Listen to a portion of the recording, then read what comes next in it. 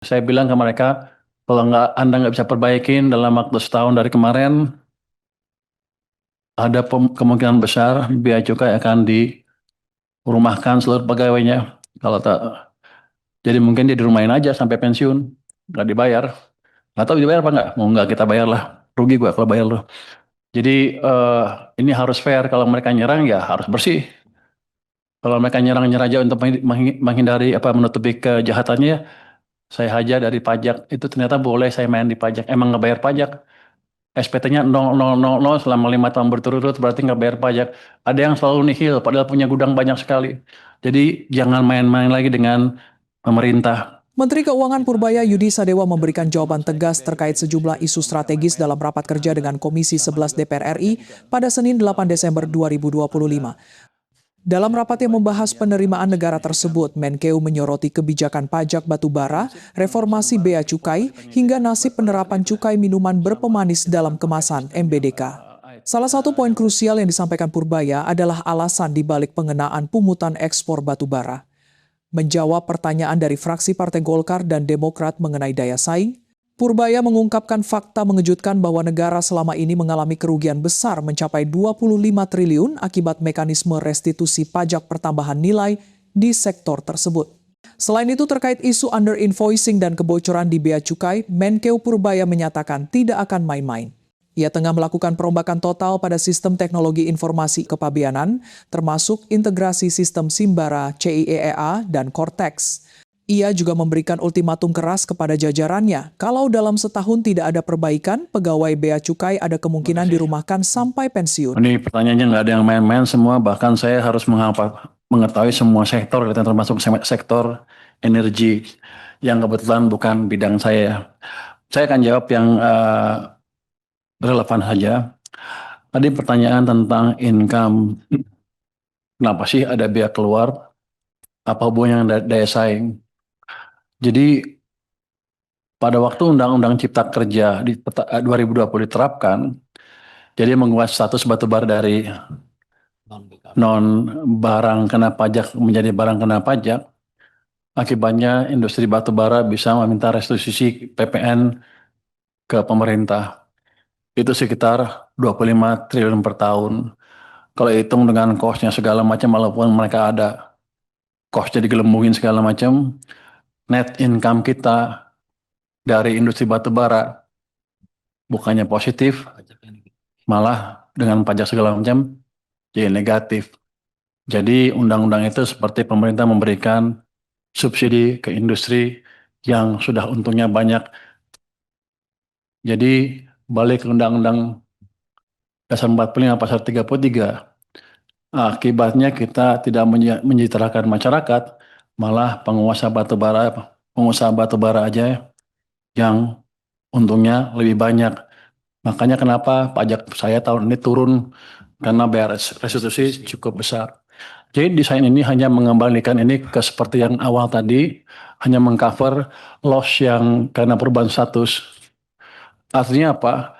Dari sisi daya saing di pasar global tidak akan berkurang karena hanya seperti sebelumnya saja. 2020 sebelumnya seperti itu dan mereka bisa bersaing. Jadi kalau lihat dari saing nggak ada masalah. Dari anggaran ya kita bebannya berkurang dari industri batubara. Jadi kan aneh. Ini orang kaya semua ekspor uang untungnya banyak, saya subsidi kira-kira secara nggak langsung. Jadi itu sebetulnya utamanya filosofi di balik peraturan ini. Kalau ya nggak bisa lah, mereka udah untung banyak masa kita subsidi juga. Itu saya pikir ya. Dari pertanyaan Pak Hari segala macam itu amat eh, akurat sekali. Untuk hilirisasi kan ada beberapa usaha hilirisasi dari eh, industri batu bara dulu sempat DME, di metil ether. Cuman karena kebijakannya nggak mendukung di pemerintah nggak tahu sebelah mana, proyeknya gagal semua tuh. PTBA gagal, terus ada perusahaan dari Amerika Aero apa gitu. Ahli di metil ether, di metil ini terbesar di Amerika udah siap investasi nggak juga nggak jalan karena emang saya nggak tahu di mana salahnya. Waktu itu emang semangat untuk hilirisasinya tidak betul-betul dijalankan dengan baik. Ke depan dengan adanya ini, kalau ada lagi perusahaan itu masuk lagi, saya akan pastikan mereka dapat insentif yang pas kalau perlu, sehingga mereka bisa betul-betul investasi di sini. Orang kita selalu bilang itu merugikan, itu merugikan, itu merugikan. Saya nggak tahu yang bergerak siapa, industri batu baranya atau konsumen dalam negeri, saya nggak tahu. Tapi basically minat ke sana selalu ada dan kita selalu mempersulit. Nanti kita Kementerian Perekonomian sudah melaunching tim debottlenecking di sana kan, Satgas debottlenecking. Saya pikir ke depan hal-hal seperti itu nggak akan terulang lagi. Untuk under invoicing tadi dari Golkar ya dari Demokrat juga. Apa yang sudah saya lakukan? Apa kita santai-santai aja setelah ada temuan seperti itu di lapangan? Jadi sekarang kita sedang revamp itu bea cukai kita, termasuk seluruh sistem IT-nya. Kita punya Simbara yang terdiri dari berbagai komponen kan, dari ESDM ada sistemnya, dari bea cukai, dari pajak ada sistemnya semua. Cuman sekarang ngakunya terintegrasi, tapi belum terintegrasi betul. Saya sudah buat tim 10 ya di LNSW, Lembaga Nasional Single Window, untuk memperbaiki itu dari waktu ke waktu. Dan mereka laporan saya sekarang setiap minggu. Progresnya seperti apa, sudah lebih baik, mereka dapat temuan-temuan baru, tapi belum sampai ke level yang ideal. Di Bea Cukai juga sistem IT-nya kita perbaiki sekarang. Kita udah beli scanner-scanner baru ditaruh di Jakarta, di Pelabuhan Tanjung Perak ya, Surabaya, Surabaya, di Semarang bukan di Semarang, Belawan. Belawan juga udah kita kasih. Tapi biasanya di sana kan scanning di sana aja udah. Saya mau tarik begitu di scanning dapat gambarnya, dapat langsung ke pusat. Jadi pusat bisa melihat langsung barangnya apa. Dan ada langkah lagi biasanya sih kalau udah dideteksi di lapangan, ditanya harganya berapa, apa pas nggak harganya segala macam, biasanya di lokasinya di sana di tempatnya di Tanjung Perak atau di Semarang atau di Belawan. Sekarang kita akan tarik ke Jakarta di mana yang memutuskan hanya Jakarta sehingga daerah nggak bisa main-main lagi. Itu sistemnya sedang kita kembangkan. Mungkin Maret tahun depan sudah berjalan dengan penuh. Jadi kita keluarkan cukup banyak sumber daya untuk memastikan itu berjalan. Karena kalau ke bea cukai kan sudah clear. Saya bilang ke mereka, kalau Anda nggak bisa perbaikin dalam waktu setahun dari kemarin, ada kemungkinan besar bea cukai akan dirumahkan seluruh pegawainya. Kalau tak, jadi mungkin dia dirumahin aja sampai pensiun, nggak dibayar. Nggak tahu dibayar apa nggak? Mau nggak kita bayar lah. Rugi gua kalau bayar loh. Tapi dengan semangat seperti itu, saya pikir orang kita cukup pintar kalau digebuk sedikit, gebuk banyak juga, apalagi kalau digebuk banyak. Jadi dengan ke depan harusnya penyelundupan permainan HS score akan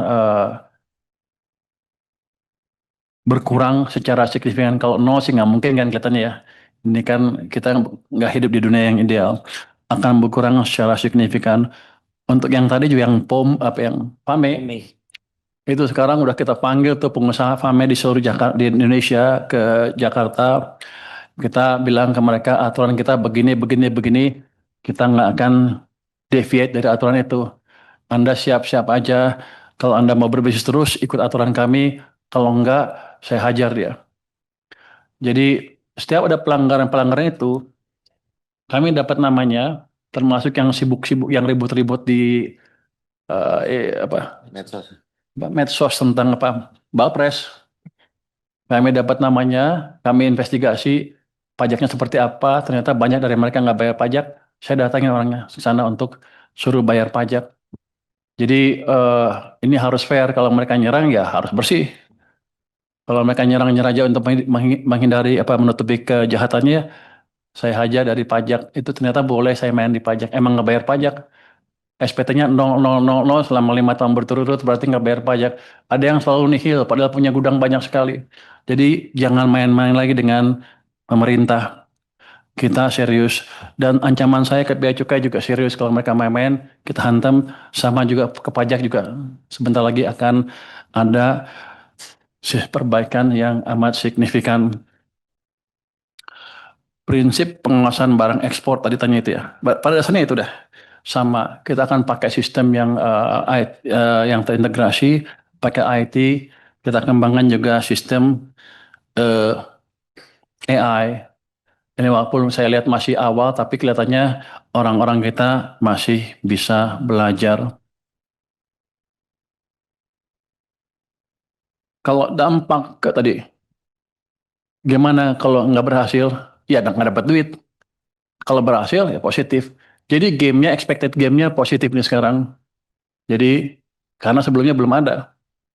Yang jelas saya bisa mungkin recover yang tadi kehilangan sebesar 25 triliun yang saya kasih ke industri batu bara.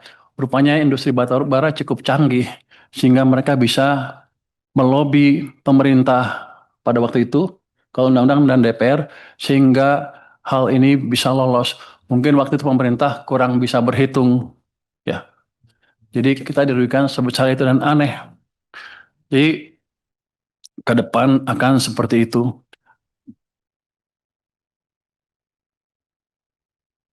Baik. Yang utama apa? Untuk roadmap hilirisasi, kan itu di luar wewenang Kementerian Keuangan, tapi kami akan bicara ke Kementerian SDM, Ya. ini bosnya Pak Ketua nih, untuk meminta membuat hilirisasi seperti apa ke depan, dan kami siap mendukung 100% langkah-langkah yang akan dibuat oleh beliau. Ada Satgas? Ada satgas Sudah ada Satgas hilirisasi, tinggal kita dorong aja. Ada anggota dari kita? Pak Menteri SDM sebagai Saya Pak enggak. ada Satgas hilirisasi dan Menteri SDM sebagai ketua, saya sebagai anggota. Yang jelas kita akan eh, jalankan supaya ke depan akan berjalan dengan betul. Untuk post clearance, clearance dan pre-pros and clearance, apakah sudah zero fraud? Mungkin zero fraud tidak mungkin akan diciptakan, nggak akan mungkin akan terjadi. Tapi kita tingkatkan semaksimal mungkin sehingga orang-orang kita tidak bermain-main lagi. Karena saya kasih tahu mereka, kalau mereka main-main risikonya clear sekali. Untuk HS number biasanya kalau batu bara kan ada berat dan kalorinya. Selama ini kita bea cukai tidak bisa periksa tuh kalau ekspor. Kapalnya udah berangkat, baru kita bisa tahu kalorinya berapa. Saya sudah minta ke Pak Dirjen untuk memastikan kapal nggak bisa berangkat sebelum kita tahu barang yang dinaikkan seperti apa.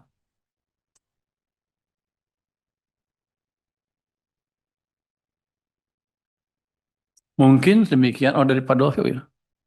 Defisit tadi, pengurangan defisit. Nanti akan dari Pak Dolfio kami akan lengkapin tadi apa roadmapnya seperti apa sih Dari untuk downstream industrinya dengan satgas hilirisasi tadi. Nanti saya akan itu dan saya akan pastikan berjalan, apalagi kalau ada industri yang mau masuk atau perusahaan besar yang mau masuk. Saya tahu kita udah 2 kali gagal gara-gara ketidakjelasan posisi kita dalam mendukung hilirisasi ini.